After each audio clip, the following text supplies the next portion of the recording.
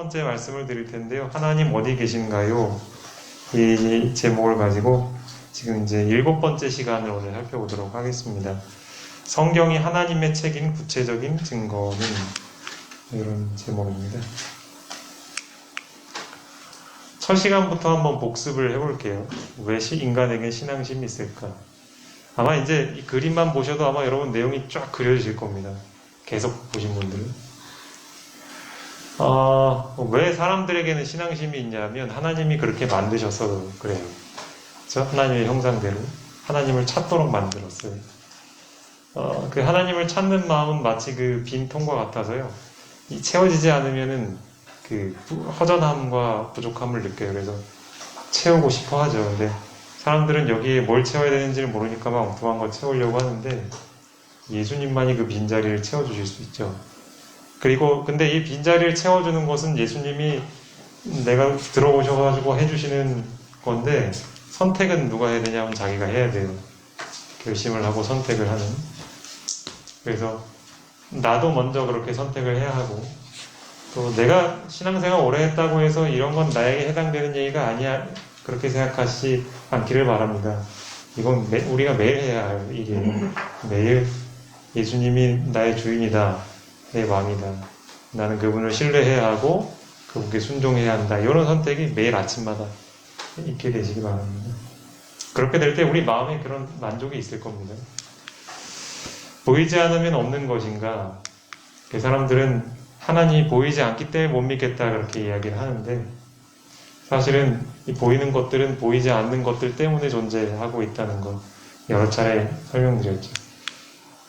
그래서 우리가 눈에 보이지 않는 하나님과 또 그 영적인 세계를 늘 생각하고 추구하다 하면서 살다 보면 우리 입에서 자연스럽게 하나님이 여기 계시다 이렇게 고백하게 될 것입니다. 하나님은 볼 수 없는 존재일까인데 결론부터 이야기하면 그렇지 않죠. 우리가 하나님을 보지 못하는 이유는 이렇게 폭포 아래 컵을 거꾸로 들고 있는 것과 같은 그러니까 우리의 생각을 그냥 이렇게 닫아놓고 살기 때문에 잘 안 보이는 거예요. 이렇게 돌려놓으면 물이 많이 담기듯이 어떤 우리의 생각과 관점의 변화가 필요한 거죠. 그렇게 될 때 우리는 천연계나 양심이나 다른 영적 존재들이나 이런 증거들을 통해서 하나님이 계시구나 라는 걸 볼 수 있게 됩니다. 하나님을 어떻게 알 수 있을까?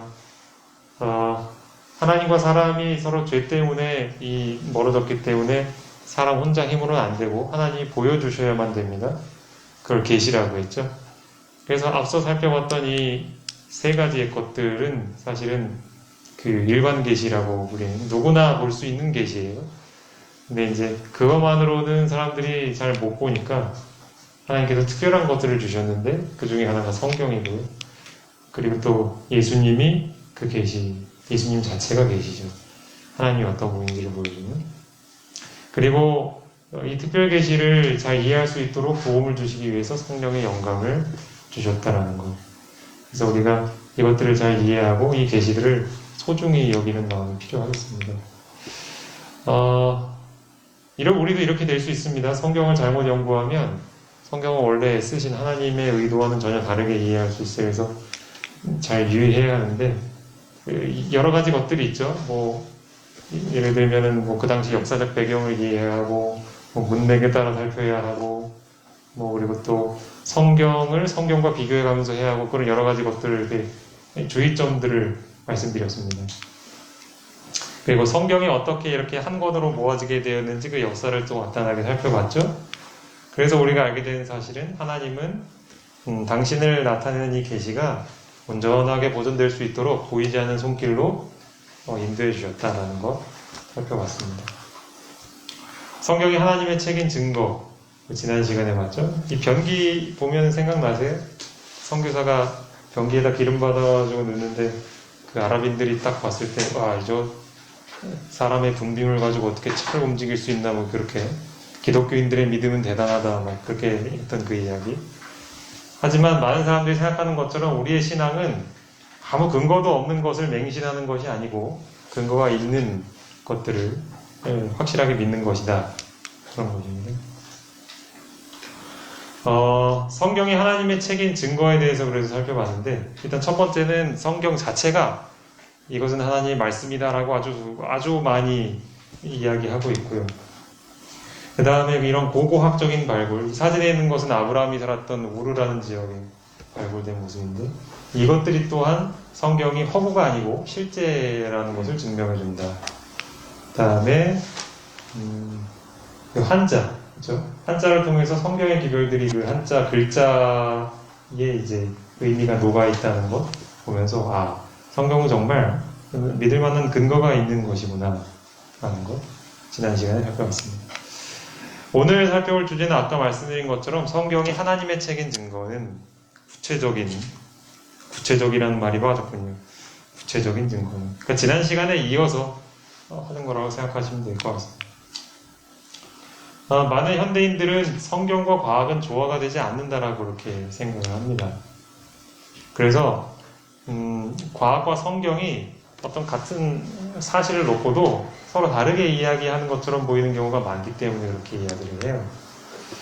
하지만 우리가 제대로 알게 되면 사실 과학과 성경은 서로 반대되는 얘기를 하는 게 아니라 같은 얘기를 하고 있다는 걸 알 수 있습니다.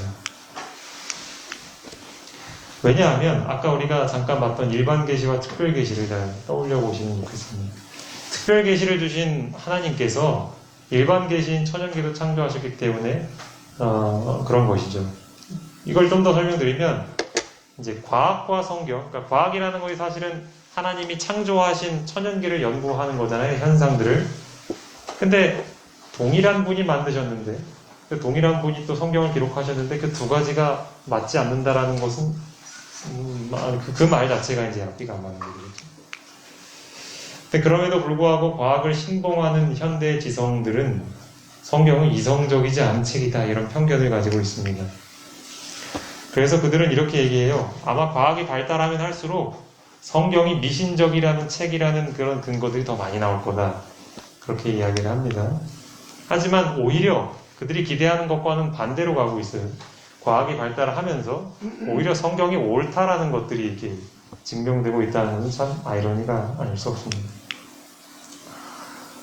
여기 첫 번째 과학적 사실인데 성경의 증거, 구체적인 증거.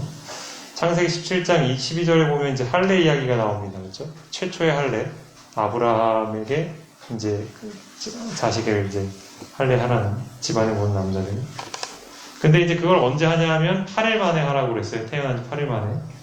그래서 유대인들은 지금도 그 명령을 따라서 이제 하고 있는데, 뭐 그 당시 사람들은 그냥 하나님이 그렇게 하라니까 했어요. 근데 그 이유를 모른 채. 근데 그 이유가 왜 그런 걸까? 8일째 왜 하나님은 할례를 하라고 했을까? 뭐 들어보신 분들도 계실 거예요. 할례가 무엇인지는 다 알고 계시죠? 남자의 성기 표피를 베는 시술인데 당연히 출혈은 있게 됩니다.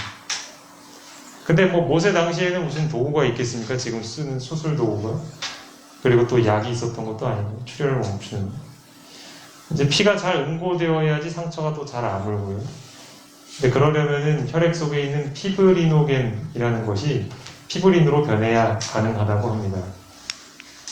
근데 이 변화가 일어나도록 하는 것이 바로 뭐냐면 프로트롬빈이라는 겁니다. 뭐 저도 잘 모릅니다. 여러분도 들으시면서 그냥 그런 게 있나 보다 이렇게 생각하시면 될 것 같아요. 비타민 K는 이 프로트롬빈을 합성하는 데 필요한 물질입니다. 그래서 이 비타민 K가 부족을 하면 당연히 혈액이 응고가 잘 안 된다고 해요. 어린아이가 출생할 때 엄마로부터 받은 이 비타민 K의 양이 약 성인의 70% 정도 된대요. 근데 그것이 이제 태어나서 40%까지 줄다가 그것이 이제 몸에서 생산되기 시작하는데 그게 언제 최고치가 되냐 하면 난지 7일과 8일째에 이 비타민 K의 양이 110%까지 올라간대요. 그러니까 사람의 인생으로 치자면 평생 동안 중에서 최고치가 나오는 거예요. 100% 이상이니까. 그 후에 이제 100% 양을 계속 유지를 한다고 해요. 결국 난지 8일째에 혈액의 응고가 가장 잘 일어나는 거예요. 현대의학은 이것을 이제 과학적으로 1960년대 후반에 와서야 밝혔지만 성경은 이미 수천 년 전에 그걸 이야기한 것이죠. 두 번째로 이제 우리가 요즘 자주 하는 손 씻기에 대해서 좀 생각을 해보겠습니다. 뭐 요즘 손 씻기의 중요성은 뭐 두말하면 잔소리죠. 하지만 이런 손 씻기가 이 현대 위생학에서 기본이 된 것은 사실 200년도 채 안 된 일이랍니다. 1840년대에 이 사진에 있는 분이 오스트리아에 있는 의사인데 이그나즈 제멜바이스라는 의사래요. 근데 이제 자기 병원에 치료를 받으러 온 산모들, 아기 낳으러 온 엄마들이 너무나 많이 죽는 것을 보게 된 거예요. 왜 그럴까 이유를 찾다가 그 문제점을 발견했는데 당시 병원에서 영안실과 출산실이 복도 하나를 두고 사이에 있었대요. 그러니까 의사들은 영안실에 가서 시체를 만지다가 그 손으로 또 아기를 이렇게 맞고 그런 거죠. 그래서 그 결과로 6명 중에 1명꼴로 산모들이 죽어나가는 겁니다. 그래서 이 의사가 모든 의사와 간호사들이 시체를 만진 다음에는 반드시 손을 씻도록 하는 규칙을 만들었답니다. 그리고 그걸 시행했더니 죽는 산모의 숫자가 6분의 1로 줄어들었다는 거예요. 이것이 훗날 세균을 연구하는 과학자들에 의해서 이제 증명이 됐어요. 근데 이것이 이미 성경은 이런 과학적으로 밝혀지기 3,500여 년 전부터 이 사실을 알려주고 있는 거죠. 네, 민수기 19장에 보면 이런 청결법에 대한 것들이 나옵니다. 부정한 것을 만진 사람은 반드시 옷을 빨고 몸을 깨끗한 물에 씻으라는 그런 하나님의 명령이 있었습니다. 성경은 이처럼 인류가 소유했던 어떤 의미 보자면 최초의 공중보건 교과서 같은 그런 것이었죠. 그 다음에 이제 세 번째로 욥기라는 책에 보면 참 재밌는 게 많이 있습니다. 특별히 과학적으로 이렇게 좀 생각해 볼 만한 것들이 있는데 28장 25절에 보면 이런 말씀이 있어요. 바람의 무게를 정하시며 물의 분량을 정하시며 이런 표현이 나옵니다. 근데 이걸 요즘 말로 하면은 이 공기의 무게라는 것은 바람의 무게라는 것은 기압을 가리키는 거예요. 공기의 압력. 이와 같이 공기에도 무게가 있다라는 사실을 발견한 것이 1643년에 토리첼이라는 사람이 기압계, 그러니까 공기의 압력이 얼마나 되는지를 측정하는 기계를 이제 만들었는데 그때부터 이제 알게 된 거예요. 근데 성경은 그보다도 적어도 한 3,000여 년 전에 이미 그것을 성경을 통해 기록을 하고 있는 거예요. 또 하나는 지구가 공중에 떠 있다는 사실. 우리는 뭐 워낙에 이 우주로 간 이제 카메라로 이렇게 찍은 것들을 많이 보니까 이제 다 알고 있는데 그렇게 알게 된 지가 얼마 안 됐다고 해요. 근데 욥기는 이미 그는 부편 하늘을 허공에 펴시며 땅을 공간에 매달고 있다 이런 표현이 있어요. 그러니까 이미 과학보다 성경이 앞서고 있죠. 과학에 대한 고대인들의 이해를 좀 살펴보면요. 이집트 사람들은 지구가 큰 기둥 위에 얹혀 있다 이렇게 생각을 했대요. 그리고 헬라인들은 여기 사진에 보이는 이 조각이 아틀라스라는 신을 형상화한 건데 그렇게 신의 등 위에 지구가 있다 아까 받치고 있는. 저 신은 참 힘들겠어요, 그렇죠? 물론 실제 있는 건 아니지만. 하지만 성경은 지구가 우주 공간에 떠 있다는 것을 이미 알리고 있었던 거죠. 그러니까 이 성경의 저자가 천지를 창조하신 분이 아니라면 이런 기록을 뭐 할 수가 있겠습니까, 그렇죠? 또한 성경의 예언과 그 성취를 통해서 우리는 성경은 영감받은 책이다라는 것을 또한 알 수가 있어요. 잘 아시는 것처럼 사람은 한치 앞의 미래도 알 수가 없죠. 그래서 전도서 7장에 보면 사람으로 그 장래일을 능히 헤아려 알지 못하게 했다 이렇게 표현을 하고 있습니다. 그래서 아무리 뛰어난 점쟁이도요 미래를 내다볼 수는 없어요. 뭐 근데 간혹 좀 사람들을 혹하게 하는 그런 점쟁이들이 있어요. 뭐 대단한 통찰력을 가지고 점치는 것처럼 보이지만 사실 그 사람들도 미래를 다 알지 못합니다. 만약에 그 점쟁이들이 미래를 볼 수 있다면요 아마 복권 1등은 그 사람들이 다 가져가 버릴 겁니다. 그런데 하나님의 말씀인 성경은 우리에게 미래를 보여줍니다. 과거에 주어진 성경 예언들이 또 역사를 통해서 성취됐고 지금도 또 성취가 되고 있고요. 그러니까 이 사실 자체가 성경은 하나님의 말씀이다 라는 것을 보여주는 증거입니다. 잘 아는 예를 들어보자면 다니엘서 2장의 이 신상, 이것이 어떻게 역사에서 성취가 되는지 여러분 잘 알고 계시죠? 또한 예수님에 관한 성경 예언들도 많이 있어요. 이것들도 성취가 됐습니다. 스가랴서에는 예수님이 은 30에 팔릴 것이 예언이 되어 있는데 실제로 예수님이 돌아가실 때 은 30에 팔리셨고 또 그 돈이 토기장의 밭을 사게 되는데 쓰인다. 뭐 이렇게까지 구체적으로 아주 성취가 됩니다. 시편에는 개들이 나를 에워쌌으며 악한 무리가 나를 둘러 내 수족을 찔렀나이다. 이런 표현이 있어요. 그러니까 이걸 보면은 십자가형이라는 말은 없지만 그렇게 죽을 것임이 이렇게 묘사가 되어 있는데 이 성경에 기록된 게 십자가형이라는 게 있기 훨씬 전.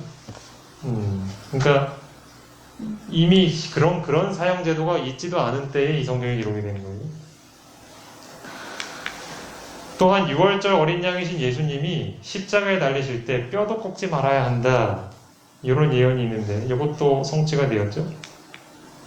근데 예수님과 같이 십자가에 달린 저 사람들은 그때 뼈가 꺾였어요. 그러니까 그것과는 아주 대조적이죠. 아주 특별하게 예언이 성취가 됐다는 걸 알 수가 있죠. 성경이 놀라운 능력을 가진 하나님의 말씀이라는 사실은 유대인들을 통해서도 또 증명이 됩니다.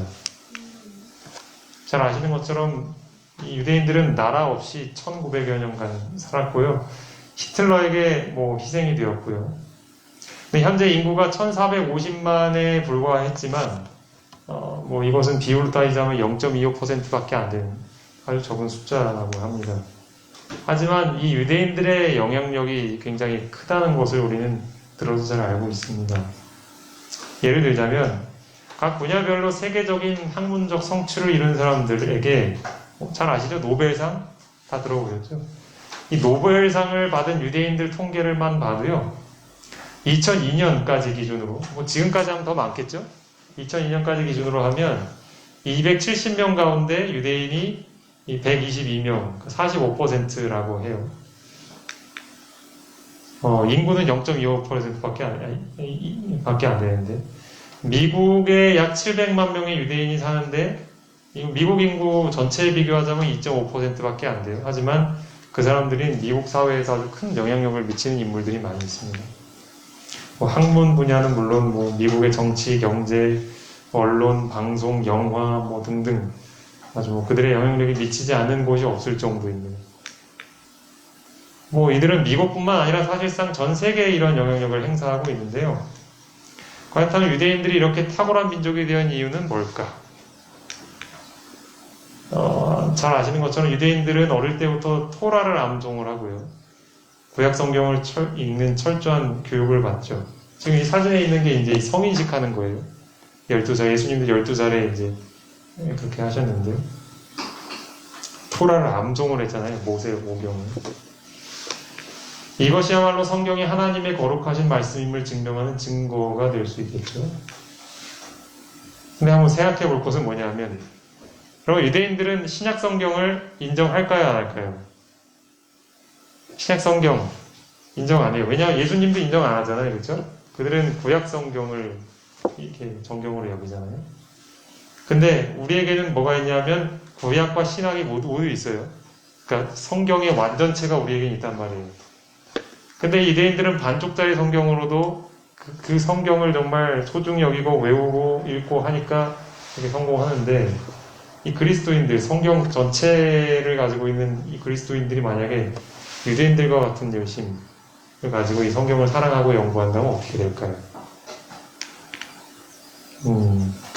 아무쪼록 하나님의 책임이 이제 확실해졌잖아요. 그렇죠? 우리가 여러 증거들을 통해서 봤기 때문에 여기 계신 여러분들이 물론 잘 해오고 계신 분들이 계시겠지만 이전보다 더욱더 이 성경책을 사랑하시고 또 연구하신다면 하나님께서 더 귀하게 쓰실 것이라 생각합니다. 그런 모든 신자분들 되시기를 바랍니다.